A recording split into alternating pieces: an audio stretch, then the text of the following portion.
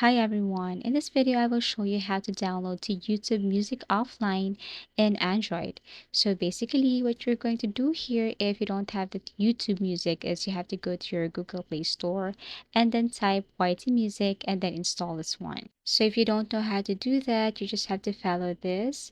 Type YT Music and then click install.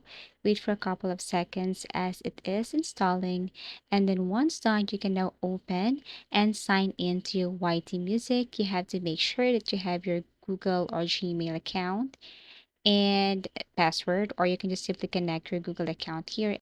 And this is what it looks like. You can now search the specific song here or the singer. Now you have to click the song and then tap this three dots here and then download.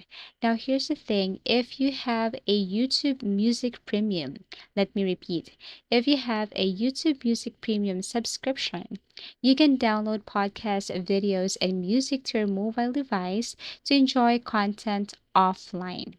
Okay, so to keep your downloads going, you'll need to log back online at least once every 30 days.